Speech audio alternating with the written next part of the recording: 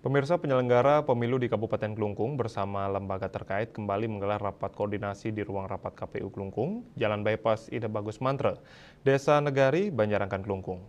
Rapat ini membahas perihal APK alat peraga kampanye yang belum juga diturunkan oleh salah satu paslon. KPU Klungkung akan segera mengambil sikap dengan menyiapkan jadwal penurunan APK oleh KPU pada 5 hingga 6 November nanti.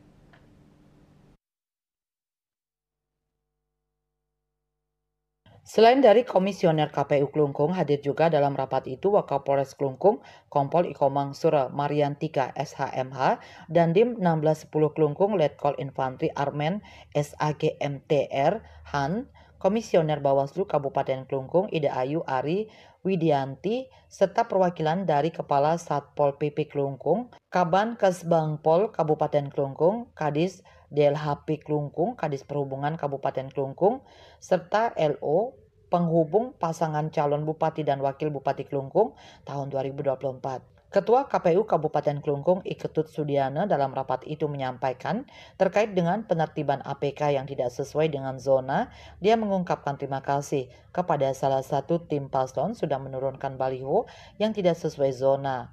Dua paslon pun diminta segera menyikapi rekomendasi Bawaslu Klungkung untuk menurunkan APK yang melanggar secara mandiri. Sementara terkait banyaknya APK yang dipasang di pohon, pihaknya berkoordinasi dengan Dinas DLHP, begitu juga dengan beberapa APK yang dipasang di rambu jalan akan segera dikoordinasikan dengan Dinas Perhubungan.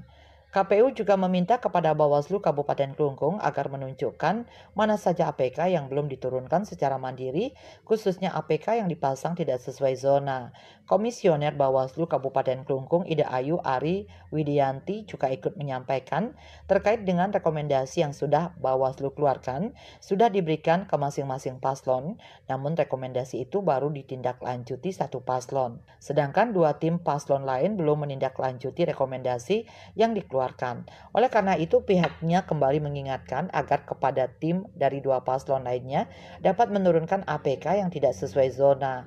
Wakapolres Klungkung Kompol Ikomang Sura Mariantika dalam rapat tersebut juga ikut menyampaikan bahwa terkait dengan mekanisme pengamanan pada saat penurunan APK, Polres Klungkung siap membantu dalam pengaturan lalu lintas dan pengamanan di lokasi penurunan APK.